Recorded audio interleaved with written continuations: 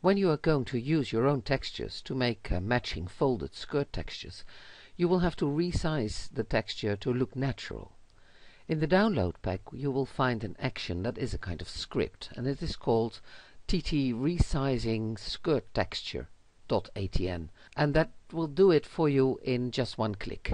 All you have to do is install it, and that is something you have to do before using. You have to do it only once, and I'm going to show you how to do that.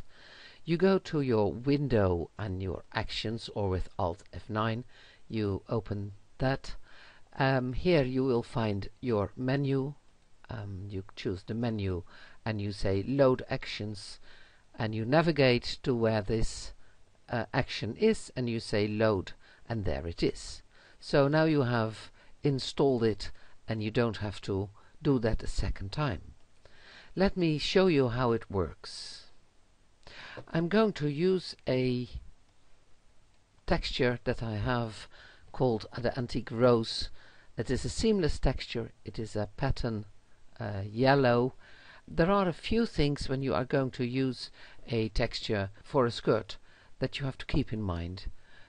First thing is, make sure that it is a square 512 by 512 seamless texture. If it is not seamless, then you better skip this step and go on using it straight away in the template.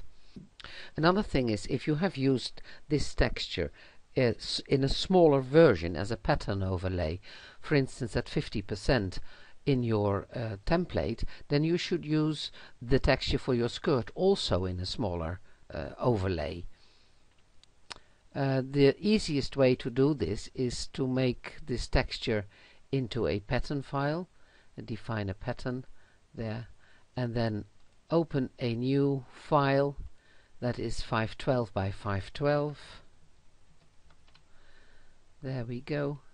Fill it with a background color, it doesn't matter which one, a white or a black one, and then choose a pattern overlay like this, and use this pattern, and then use this also at the same scale as you have used it in your dress, and then OK, and save that one as a JPEG that is in a smaller pattern, so you can use that for your skirt. I'm going back to the one that I had, this one, and I'm going to squeeze this. Again, I open my action window, I go to resizing and I hit the play button, and there it is. Now I'm ended up with a squeezed pattern, and that is here called resized texture. Good. Let me save it a bit to the side and open a pattern that I'm going to use. I'm going to use model 2. Here we are. Here you can see 6 layers. Let me move this one a bit down, and so you have a better look at the texture. There we go. If I look at this one, this cutout model is leaving some space that we can later make transparent, so you get a more wavy bottom side of your skirt, but for now I leave it invisible. This layer is called the resized texture, and you should replace it by your own texture. This one is called the base color. It's set to multiply 25%, and these are the 3 models, the actual folded models. You can see this is the medium one, this is the somewhat lighter one, and here is the darker one. If I put these on, you can see this is darker, this is medium, and this is the lightest version of this skirt texture. Good. I'm going to put only the middle one on. I'm going back to my resized texture, and I'm dragging my resized texture onto this one. It is right below this texture. It doesn't matter that much, but what I'm going to do now is I'm going to make this one invisible, go back here, go to Edit Free Transform, or Ctrl-C, and then put here 256 and 256, so it is right in the middle, and that is correct. What I want to have now is this background color to be here in the base. So I go to the eye droplet, I choose the background color, I take this layer, pick the paint bucket and fill it with this color. Now there is still no folds to be seen, and that is because this needs to be in overlay mode. There we go. It is a bit light, a bit shiny. We can add that, change that by making it, for instance, a bit more dark, or have this color a bit more dark.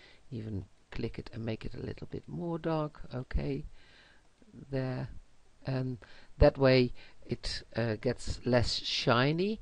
And then I can change here the opacity, and you see it is getting more fuller in the color. So that is something you have to play with.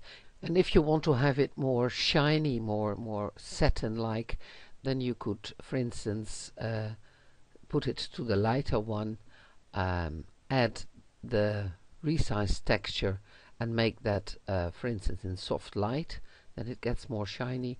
And now it's a bit dark, so perhaps make this again some lighter color there and give it less filling, and you see it gets more shiny on the edges.